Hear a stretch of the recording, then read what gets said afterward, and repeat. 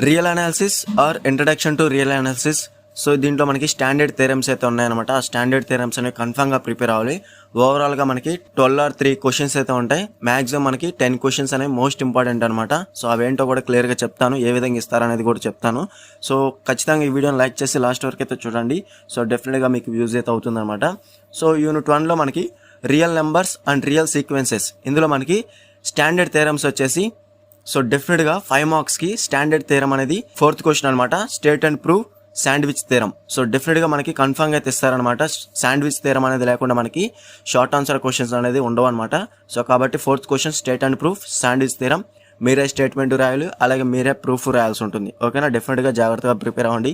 Theorems అనగానే మీరు థియరమ్స్లో మనకి స్టేట్మెంట్ ఉంటుంది, ప్రూఫ్ కూడా ఉంటుంది. ఖచ్చితంగా 2 కూడా ప్రిపేర్ అవ్వాల్సి ఉంటుంది. సో స్టేట్మెంట్ గుర్తుపెట్టుకుంటేనే మీరు ప్రాబ్లం అనేది అంటే ప్రూఫ్ అనేది అటెంప్ట్ అయితే చేయగలుగుతారు. ఓకేనా స్టూడెంట్స్, సో ఖచ్చితంగా ప్రిపేర్ అవ్వండి. దాని తర్వాత స్టాండర్డ్ థియరం వచ్చేసి 6th క్వశ్చన్ అనమాట. State and prove Cauchy's first theorem on limits. ఇది కూడా మనకి స్టాండర్డ్ థియరం అనమాట. డెఫినెట్గా ప్రిపేర్ అవ్వండి.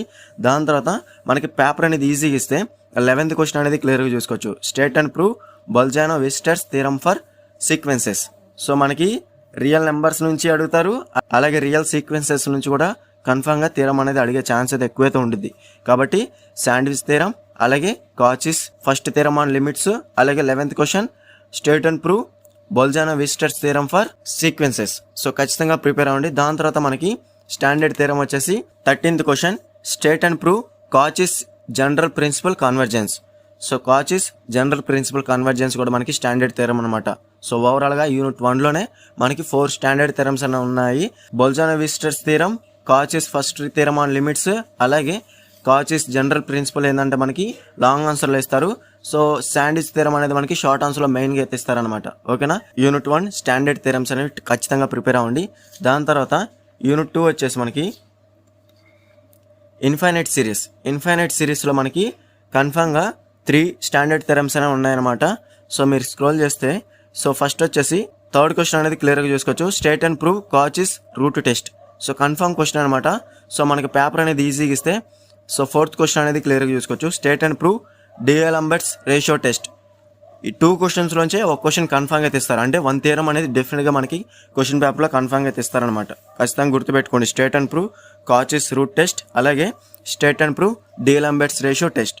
కన్ఫర్మ్గా ప్రిపేర్ అవ్వండి. దాని తర్వాత సో పేపర్ అనేది ఈజీగా ఇస్తే మనకి 5 మార్క్స్ కింద స్టేట్ అండ్ ప్రూవ్ లిబ్నెట్స్ టెస్ట్.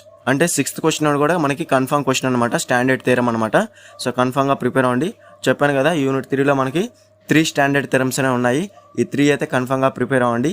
దాని తర్వాత మీరు కనుక ప్రిపేర్ అవ్వాలనుకుంటే already most important questions unit వైజ్గా మన ఛానల్ ఆల్రెడీ అప్లోడ్ చేశాను. రియల్ అనాలిసిస్ లేదా introduction to real analysis. So ఖచ్చితంగా అవి అయితే ప్రిపేర్ అవ్వండి. ఎక్కువ స్టార్ మార్క్స్ ఉన్న క్వశ్చన్స్ కన్ఫర్మ్గా ప్రిపేర్ అవ్వాల్సి ఉంటుంది. దాని తర్వాత మీకు టైం ఉంటే రిమైనింగ్ క్వశ్చన్స్ కూడా ఒకసారి చూసుకోండి, సరిపోతుంది. అలాగే నెక్స్ట్ వచ్చేసి యూనిట్ 3. యూనిట్ 3 వచ్చేసి మనకి limits and continuity. Limits and కంటిన్యూటీలో మనకి స్టాండర్డ్ థియరమ్స్ అనేవి లేవు అనమాట. సో మనం స్క్రోల్ చేసేస్తే యూనిట్ 4లో వచ్చేసి మనకి ఓవరాల్గా 4 స్టాండర్డ్ థియరమ్స్ అనేవి ఉన్నాయి. ఆ 4 అంటే అనేది క్లియర్గా చెప్తాను. శాండ్విచ్ థియరం ఏ విధంగా ఇంపార్టెంటో మనకి యూనిట్ 4లో డార్బాక్స్ థియరం అనేది అంత ఇంపార్టెంట్ అనమాట. సో ఖచ్చితంగా 8th question state and prove Darboux theorem confirm prepare అవ్వండి. దాని తర్వాత మనకి స్టాండర్డ్ థియరమ్స్ వచ్చేసి so Rolle's theorem, Darboux theorem, all Rolle's theorem. ఈ 2లోంచి ఒక క్వశ్చన్ కన్ఫర్మ్గా తెస్తారు షార్ట్ ఆన్సర్ క్వశ్చన్స్ కింద. ఓకేనా, గుర్తుపెట్టుకోండి. డార్బాక్స్ థియరం అలాగే రోల్స్ థియరం, ఈ 2లోంచి ఒక క్వశ్చన్ కన్ఫర్మ్గా తెస్తారు, ఒక థియరం అనేది మనకి డైరెక్ట్ క్వశ్చన్ పేపర్లో. అలాగే నెక్స్ట్ వచ్చేసి 14th question state and prove Lagrange's mean value theorem. So confirm question, standard question అనమాట, స్టాండర్డ్ థియరం అనమాట. So state and prove Lagrange's mean value theorem కన్ఫర్మ్గా ప్రిపేర్ అవ్వండి.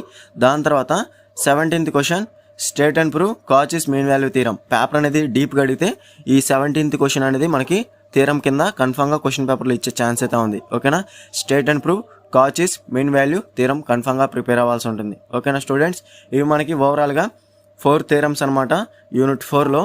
అలాగే నెక్స్ట్ వచ్చేసి యూనిట్ 5 వచ్చేసి మనకి రేమన్ ఇంటిగ్రేషన్.